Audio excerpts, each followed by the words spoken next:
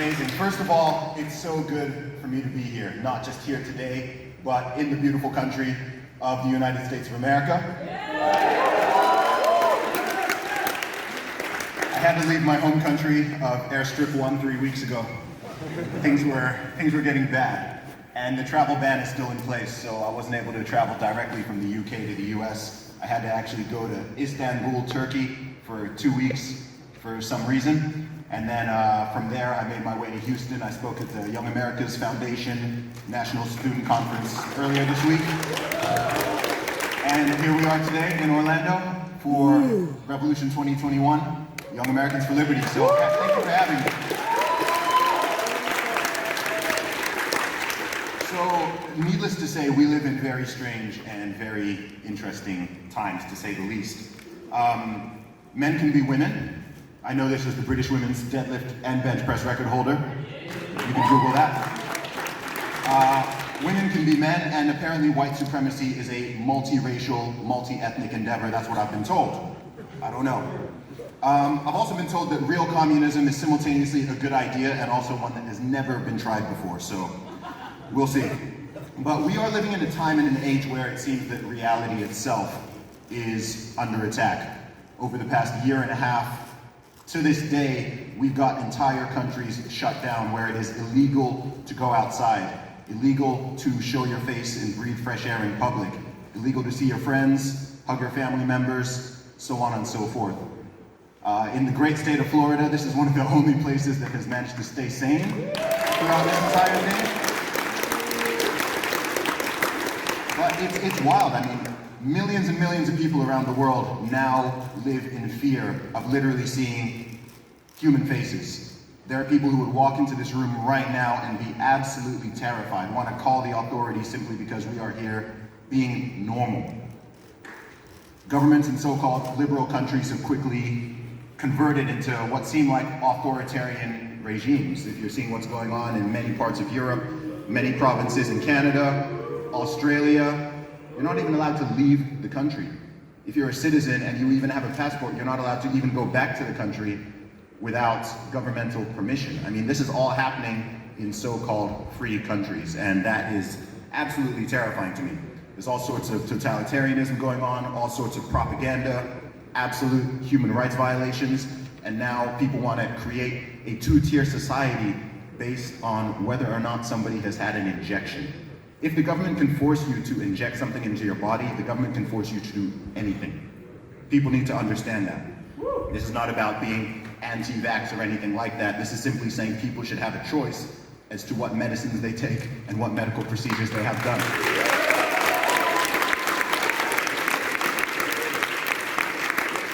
Now, all of this has come under the mask of safety, public health, and the greater good. Very, very dangerous words because they sound so good. What they're doing is justifying the trampling of human rights and freedoms and masking it. This is simply what's going on. But today the subject of my talk is not overtly political. If you follow me on Twitter, you may have seen about, thank you. You may have seen that a couple weeks ago I had a thread go viral which was called 20 Things I've Learned or Had Confirmed About Humanity During the Pandemic. So I wanted to go through this. I wanted to go through all 20 points. I wanted to expand on them in a little more detail. And I want to give you guys some lessons because the world needs critical thinkers now more than ever. So let's get started with this. Point number one. Most people would rather be in the majority than be right. Have you witnessed this a lot over the past year and a half? Okay, so human beings are social creatures. We all enjoy being part of a tribe. Right now it feels good to be surrounded by people who share our values of liberty, freedom, individual rights, small government. These are things that we all believe in, and it feels good to be surrounded by people who also believe in these same things. But human tribalism has both an upside and a downside. It can create this in-out group mentality, and when taken to extreme levels, it can actually lead to segregation and, in extraordinary circumstances, even violence. So something that struck me over the past few years is simply how unwilling most people are to go against the majority opinion on any given subject. So, first lesson I want to share. First lesson is, do not assume that the majority or popular position is correct simply because it is the majority position. I'm sure you can think of many examples throughout history, all throughout the world, where the majority position has simply been wrong or immoral. Second point. This is an important one because this is a libertarian audience here, and we are an anomaly. At least 20% of the population has strong authoritarian tendencies, which will emerge under the right conditions. Something that's really struck me over these past 18 months is how many dormant authoritarians and mini tyrants and mini dictators we have living amongst us. Walking amongst us every day, on the television, certainly in the government.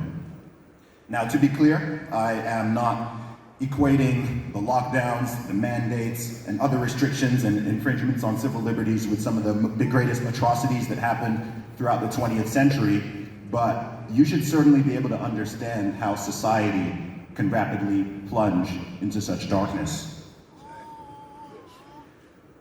When given an ounce of power, some people are going to abuse it. Doesn't matter how small that power is. There's a large number of people who like to simply control other human beings, say, you can't do that unless you do what I tell you to. And there's a lot of that going on right now, and people are pretending that they are the good guys for it, but that is not the case.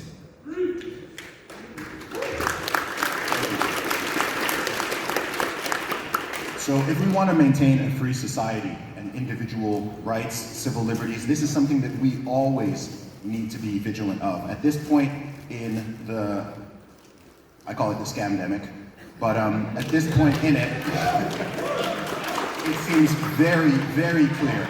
It's very clear that the threat of the government is greater than the threat of any virus at this point.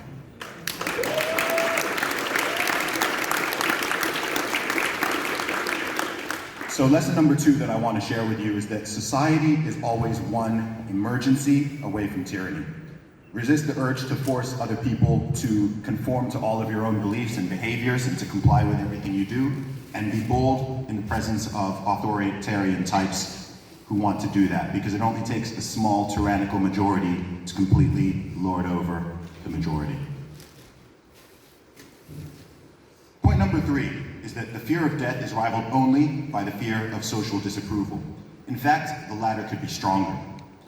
So as I mentioned before, the majority of people like to be in the majority. What I'm doing right here today, public speaking, is actually considered the greatest fear in the world. It's called glossophobia. It's estimated that over 75% of adults are very afraid of public speaking. And it's not the speaking that they're afraid of, it's actually the public part. As I said before, human beings are social creatures. The last thing any of us wants is to be rejected by society, or to make a mistake in public, or to look foolish, or to look stupid. As I'm sure you know, if you actually observe the way people have been behaving, it's very clear. I want to say, I'm so happy no one here is wearing a mask. I have to say that honestly, thank you. It's so good to just see human faces. I've been to some countries over the past couple months where I can't even see people's faces even outside. I was in Portugal last month, and honestly, 95% of people outside in the hot sun wearing masks absolutely everywhere you go. And this sort of behavior has nothing to do with virology or epidemiology. This is people being afraid of the authorities, and this is people being afraid of social pressure. That's why you see people even wearing them around their chins, having them under their nose, wearing any dirty old rag. You know, people are not, it's very clear a lot of people are not afraid of any virus. They simply do not want to be the odd ones out.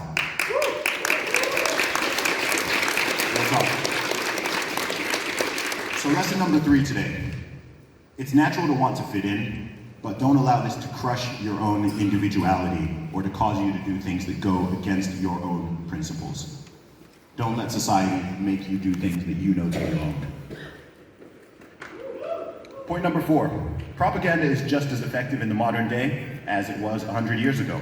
Access to limitless information has not made the average person any wiser. Now, I remember growing up, we always thought that the problem when it came to people being naive or ignorant about certain things was lack of access to information, and boy, were we wrong. In this day and age, we have access to the internet, we have smartphones, social media, tablets, all of that. We are bombarded every single day with thousands upon thousands of messages. And this is a beautiful thing, because without that, I don't think we would all be gathered here today. But there is a flip side to it today, which means that these tools can also be used for propaganda.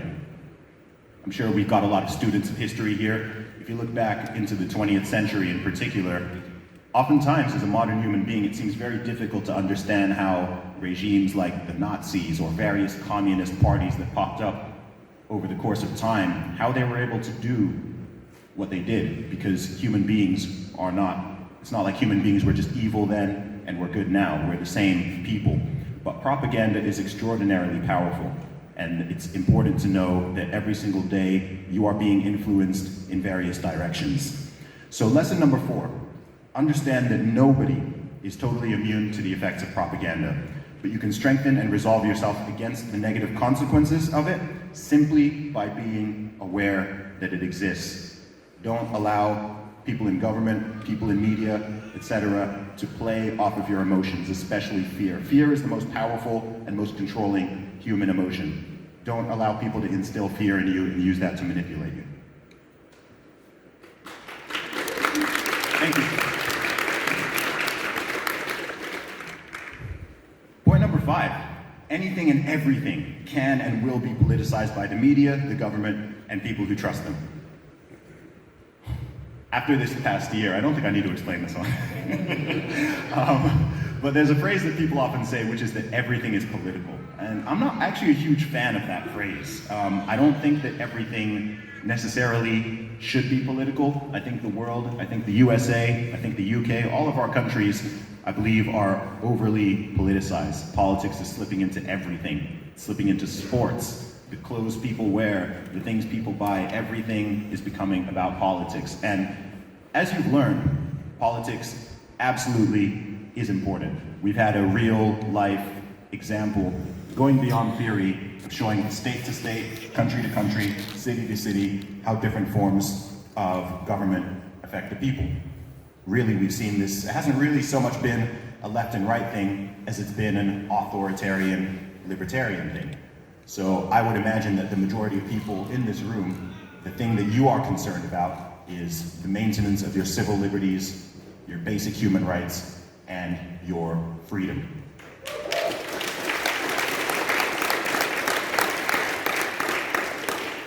So lesson number 5, beware of falling into an everything is political mentality. It's good to be engaged and extraordinarily important, now more than ever, to have strong principles. But resist the over-politicization of everything. It creates unnecessary division, hostility, and it is a thief of joy.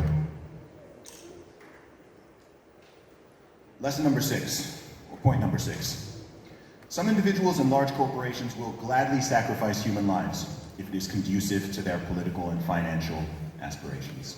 Now, this is a dark point. It sort of makes me sad to say this and to acknowledge it. But again, to any observer of the world, any student of history, this shouldn't really be shocking news to you, yet it's very, very uncomfortable for us to acknowledge and talk about. Self-interest, power, money, all of these things can be corrupting forces when you're dealing with people who are not strongly principled. When money and political ambition are put above the well-being of individuals, people always suffer, sometimes by the millions. So lesson number 6 that I want to share with you is to always check your own power and the powers that govern you. Remember that politicians work for you. You do not work for politicians. This is something that always needs to be remembered. How are their salaries paid? It comes from the people. And I think oftentimes both the general population and the people who govern us forget that they are in fact civil servants and they're supposed to do right and stand by the people.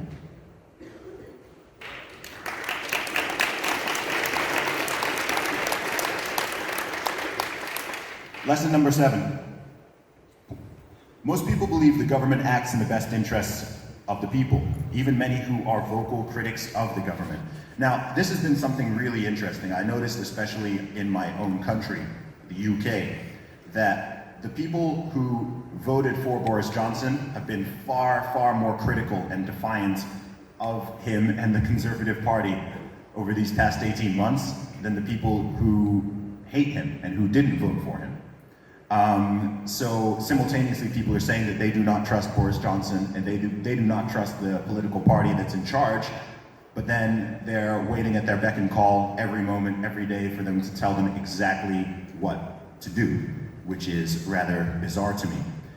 And I think over the past year and a half, again, across the world, we've seen so many lies, hypocrisy, people not living by their own rules. How many mayors, governors, presidents, prime ministers have told you to stay at home, told you to wear a mask, told you to do this, told you to do that, and then they go off and they have parties? It's shocking. Honestly, it's shocking. When people tell you who they are, it's best to believe them. So lesson number 7 is the government is not your daddy, the government is not your mommy, the government is not your friend.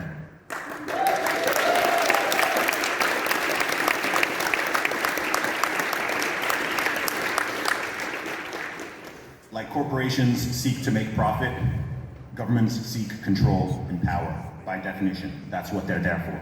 So understand that sometimes their ambitions and actions will be aligned with what's best for the people, but that is absolutely not always the case, and that's something that I think people here implicitly will know already, but that's a message that I think we need to share with the wider world, because a lot of people don't seem to understand that. Point number 8. Once they've made up their mind, most people would rather commit to being wrong rather than admit they were wrong. Now, over this time period, how many people, especially public figures, how many people have you heard say, "I was wrong," or "we made a mistake"? They never say it. They never say it. Do you know what they say now? The science changed. It's so interesting. It's so interesting. And this is why it's very hard to trust them. Humility is something that's difficult for all of us, but lack of humility and lack of honesty, again, it leads society into very dark places. And much of what is going on, especially at this stage, in August 2021, what's going on is people committing to being wrong. They've been proven wrong. They've been shown that, I was over in the UK, and I remember, was it March when Texas dropped all their restrictions and mandates? Yes. And everybody, all the blue check accounts on Twitter, apart from the handful of based ones, were saying that Texas is gonna be overrun, there's gonna be bodies stacking up in Texas, Florida, all these states. Joe Biden came out and he called it Neanderthal thinking. Everybody's gonna die. Wait 2 weeks. Wait 2 weeks. Wait 2 weeks. Texas is fine. Unless you guys are...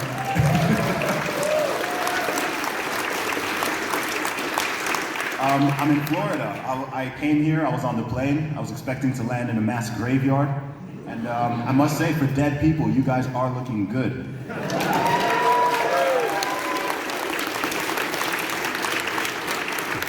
So lesson number 8, you do not need to commit to being wrong. It's foolish to wrap up your identity and your ego in your wrongness. Change your mind when you are presented with a better argument or new information.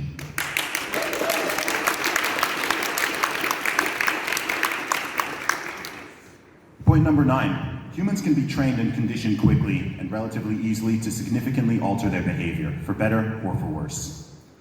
Now, I remember when wearing a mask in public was highly suspicious. I mean, if I just go back to January 2020, if I put on a mask before I got in an Uber, or I entered a bank, or I went into the store, I remember what would happen.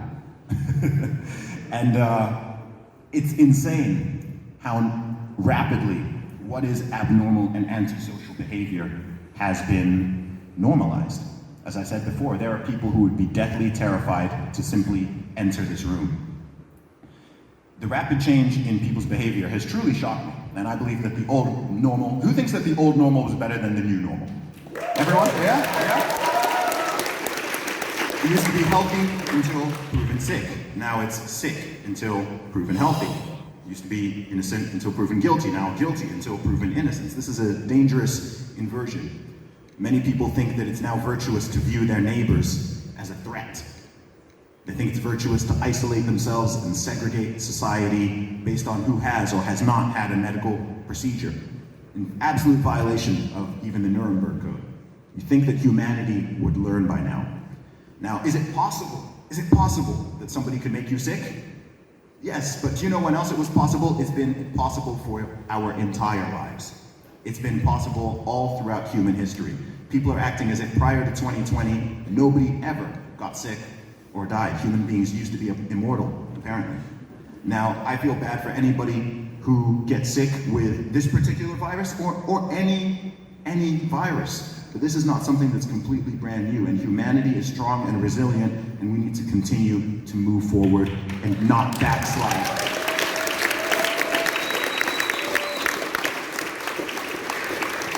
Not backslide into being a nation of hypochondriacs, people living with Munchausen by proxy, deathly terrified to go outside and simply see people, say hello, smile at them, and just be normal. So lesson number 9, use your ability for rapid conditioning and habit forming to enact positive changes rather than negative ones. Exercise, nutrition, skill development, learning, improve your health, your wealth, and your happiness. And remember to love your neighbor as yourself. A famous guy once said.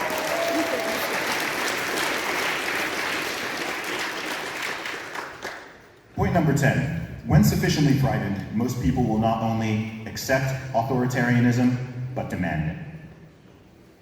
I'm going to say that one again. When sufficiently frightened, most people will not only accept authoritarianism, but they will demand it. Now, this is a big one. I think those of us who live in Western democratic countries have this notion of, that can't happen here, right? You see what's going on perhaps in some Middle Eastern countries, or North Korea, or China, or certain parts of Africa, etc., and we think, nah, we're past that, we're beyond that, that's not possible. And that's a really arrogant way to think. People used to fight for freedom, but now millions and millions of people fight to give their freedom away and to take your freedom as well. And this is something that we need to push back against. It's so important to understand that human nature has not changed. We have more stuff, we have better access to information, we have cooler technology than our ancestors, but fundamentally, we are the same people biologically. And it's so important to have that awareness and just understand how quickly things can go bad, how quickly we can descend into madness, and how quickly people can descend into division and hostility. So lesson number 10. Fearful people are easily manipulated and taken advantage of, as I've said before. So if you want to think clearly and rationally, you have to be able to resist fear, especially when it's being intentionally pushed upon you.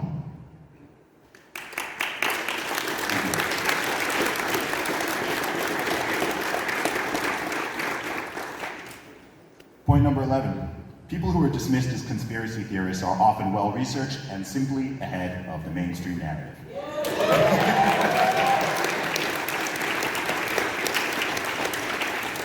Who remembers when the Wuhan lab leak was a conspiracy theory?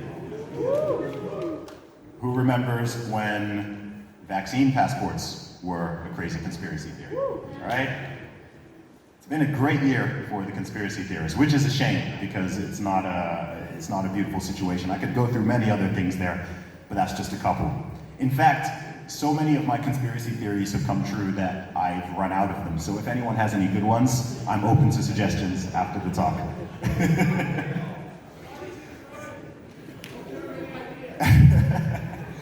But this term conspiracy theorist is often weaponized against people who simply go against the official mainstream narrative, people who speak too early. And there is always an official narrative, so always seek to get to the truth rather than just go with whatever the narrative is. Lesson 11, be open-minded, pay attention to different sources, and listen to different viewpoints.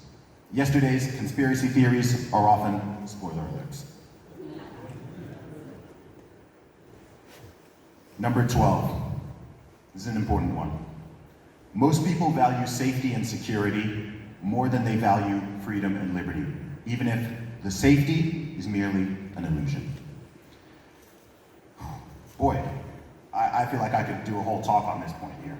I mean, this is what's been happening all over the globe, every single country, pretty much, over the past year and a half. People allowing their rights, their liberties, their freedom to be absolutely annihilated over a course of months to give them an illusion of safety. People don't care whether or not masks actually work. It makes them feel comfortable, makes them feel safe. People don't care whether lockdowns work or not, or whether they actually cause significantly more harm than they may mitigate, because it makes them feel safe. Now, all of this is an illusion, and a government can use this illusion to control people. People always think that tyranny comes under the banner of someone just coming with jackboots and a gun and wanting to kick everybody's door down. No, the best way to enslave people is to make them feel safe, act as their protector.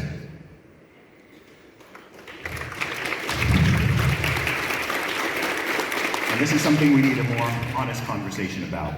So, lesson number 12, and it's an important one, especially for young people living in the West in the modern times, is understand that freedom is rare and it's hard to come by.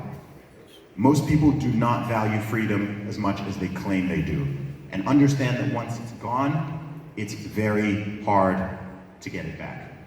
Once the government has control of that, it's extraordinarily difficult to get it back. So be very, very careful and vigilant about what you give up. Thank you. Point 13. Hedonic adaptation occurs in both directions. And once inertia sets in, it's difficult to get people back to normal. Now, this is really interesting because, honestly, I'm still, every single day, I sort of try to avoid the topic. I mean, I've been talking about it a lot since this thing began. I have been talking a lot about the pandemic and the pandemic response, just because it's so fascinating to me and because I've been able to see where things are going. And people are still, every single day, I'm still hearing people saying, you know, we're in the middle of a pandemic, we're in a deadly pandemic, etc. And people are living in real different realities.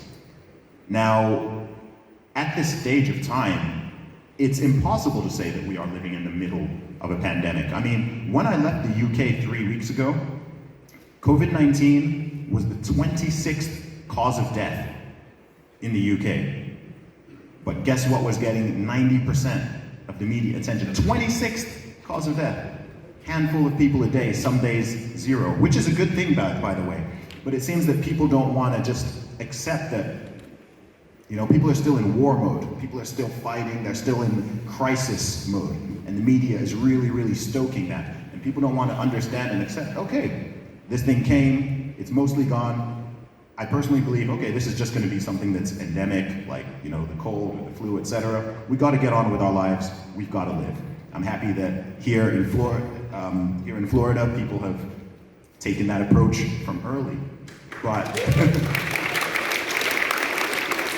I think other people around the world need to see what's going on, because this message is not resonating anywhere, and people need to just get back to normal.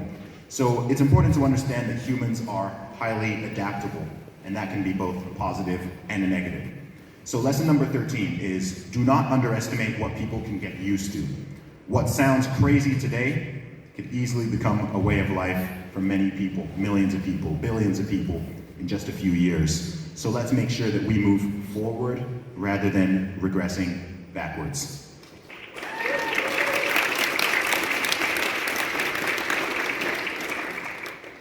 Number 14, a significant percentage of people thoroughly enjoy being subjugated. This is a weird one. I don't get this. I don't get this. Like, some people are just enjoying the way that the government is screwing them. Like, they really, really like it. Now, I don't get this personally. I don't want to kink shame anybody, but it's not what I'm into. You know, getting spanked, being enslaved by the government, not being allowed to breathe. It's not my thing. Now, it sounds weird, but I'm sure some of you are seeing this. I actually saw an article come out in the Guardian in the UK talking about how a significant percentage of the UK population are going to miss lockdowns and how they want more of them. And, you know, I've never seen this level of Stockholm syndrome on a global level before. Ironically, one of the places that's not suffering with it is Stockholm. Of all the countries in Europe that managed to stay sane, Sweden is one of them.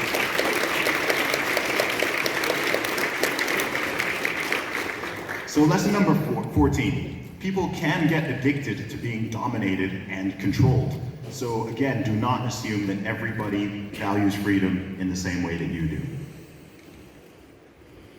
Point number 15. Follow the science. The science has evolved into a secular pseudo-religion for millions of people, particularly in the West. And this religion has little to do with science itself. Every single day we're hearing, trust the experts, follow the science. Are people really following the science though? I'm yet to have somebody explain to me how you can give somebody a virus that you do not have. Like, isn't that kind of key to how we handle this whole situation? I'm also trying to understand how there's this strange ritual that happens in pretty much every part of the world now, where you walk into a restaurant and you're supposed to put on a mask as you enter, and then you take a few steps to your seat and you take it off and eat and drink, and now everyone is eating and drinking. What's with this ritual? How is this scientific? In various countries, introducing curfews. You can't be outside after 9 p.m. Is this virus nocturnal? How does this thing work? There's not much science going on here.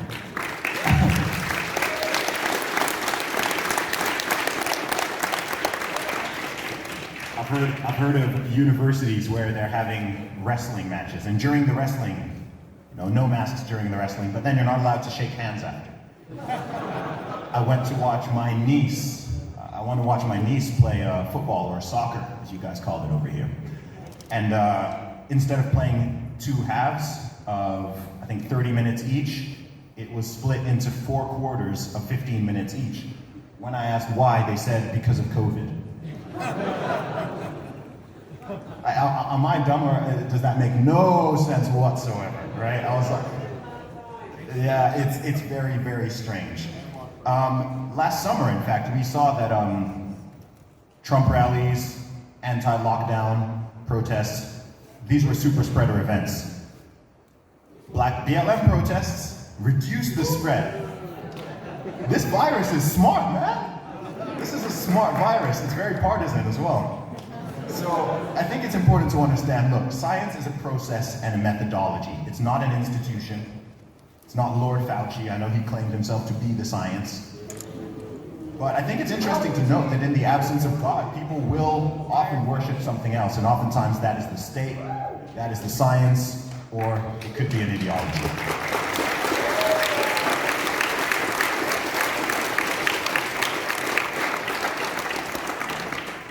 So lesson number 15, if it can't be questioned or challenged, it's not science, it's dogma. Don't outsource your own capacity to think and use logical, critical thinking. Don't outsource that to so-called experts and scientists. Do your own thing.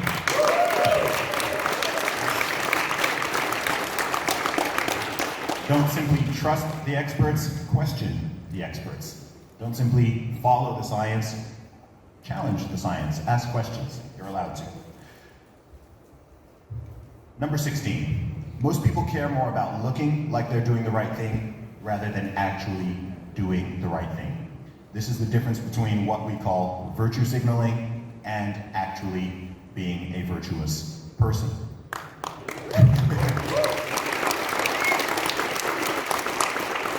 And if you understand this, then it's much easier to understand much of what goes on in politics and society.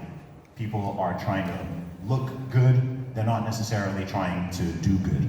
And I recommend, if you want to be, an honest, good person, then your focus should be primarily on what actually does good, what actually moves the needle in a positive direction, not simply what you could say or do, or what hashtag or pronouns you can put in your bio that make you appear to be a good person. So, lesson 16. Before making a statement or taking an action, especially one that could potentially impact others, consider if you're doing what is right or merely what appears to be right. Does it simply sound good, or does it do good? That's some food for thought.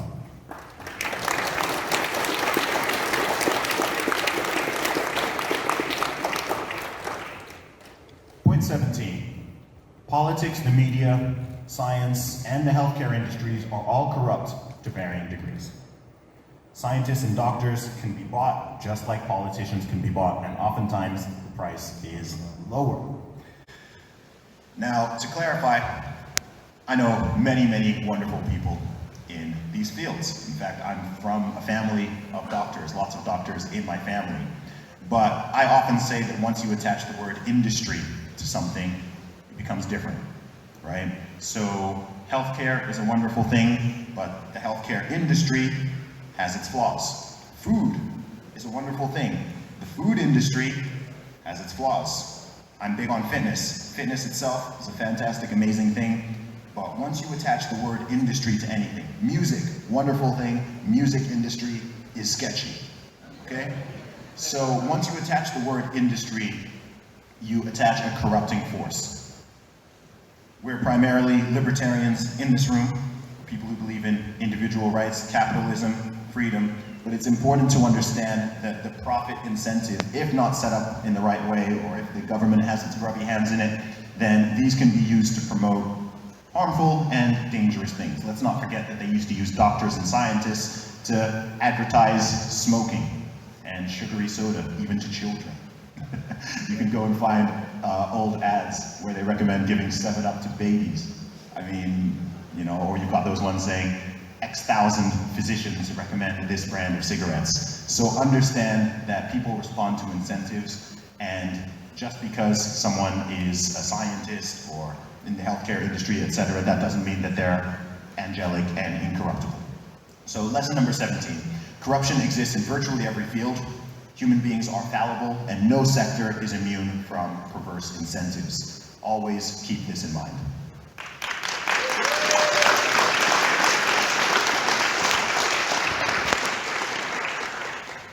Okay, we've got a few more to go. Point number 18. If you make people comfortable enough, they will not revolt. You can keep millions of people docile as you strip their rights by giving them money, food, and entertainment. Now, this is not a new thought. There was a Roman poet called Juvenal who said, "Give them bread and circuses." He was talking about the exact same thing. He was saying that if you simply feed and entertain people and keep them distracted, then the people in the government, state powers can do whatever they want. These days, instead of bread and circuses, I think it's probably Uber Eats and Netflix, maybe.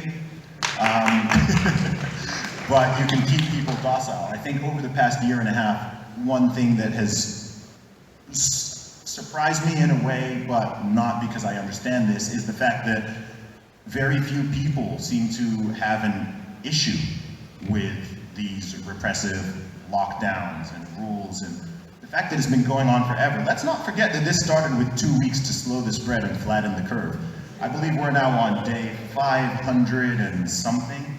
I mean, this is going on forever in many places. Longest 2 weeks ever, absolutely.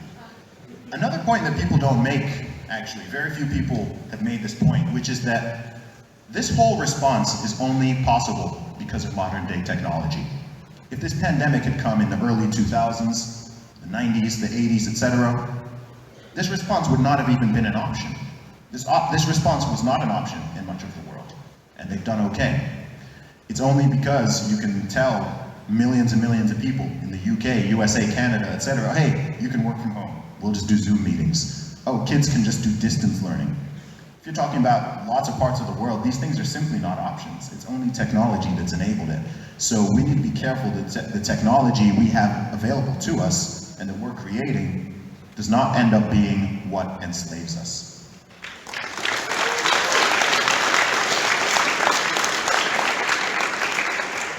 So lesson number 18, comfort is a cage, and most people by nature will seek the path of least resistance in most things. But if you want to live a fulfilling life, you sometimes need to choose the path of greater resistance, even if it means going against the grain. This leads me on to point number 19, which is that modern people are overly complacent and lack vigilance when it comes to defending their own rights and freedoms from governmental overreach. And oh boy, has this really been shown to be true. I believe that over time, we've become simply too comfortable. I think it's wonderful that people of our age and our generation haven't had to deal with World War I's and World War II's and Vietnam Wars and plagues and all of this awful stuff. But I think that it's made people far too complacent. It's made people think that freedom is the default position and that there's no threat to that, right? We won, the good guys won, it's over, we're always going to be free. And it's important for every single person in this room, especially young people, to realize that every single generation has to fight for freedom again.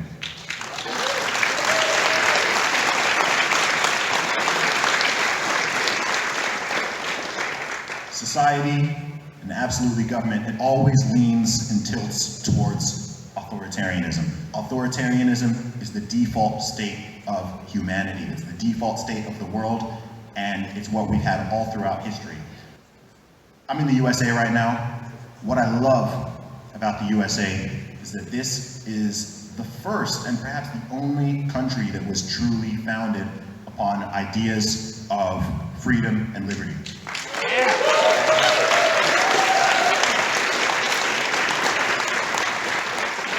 Coming from the UK, one huge discrepancy between the USA and other Western countries is the whole concept of rights themselves. You have the concept that rights are inalienable and they come from God or from natural rights, and the job of the government is to protect them and not infringe upon them. If you talk to most people in the UK or in Europe, that's not the way that rights are looked at. Rights are looked at as gifts from the government.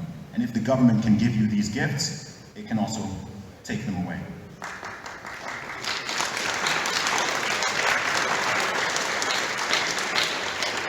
So lesson number 19, and I say this as a foreigner, is please do not take your freedom for granted. Understand that history, understand that history is still occurring. We always think of course, history is what happened in the past, but understand that right now, we are living in the history of the future. Everything that's happened in the past 100 years, the past 500 years, don't be so cocky and arrogant to think that it's impossible for it to happen again. As I already said, human beings have not fundamentally changed. So you always need to be vigilant, you always need to look out for that overreach, and you always need to make sure that you treat people well, treat yourself well, and keep your government in check.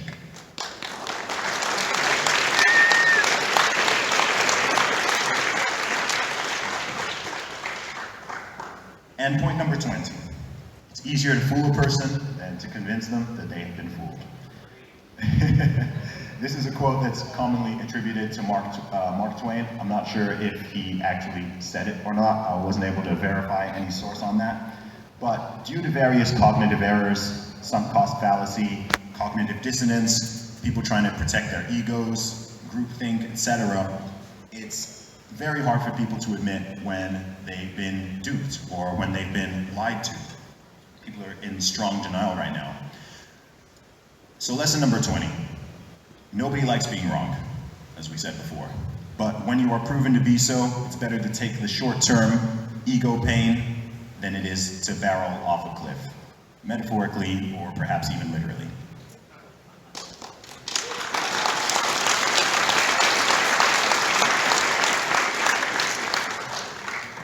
And to bring it home, got a bonus point here, number 21. Most people are fairly compassionate and have good intentions, which is good.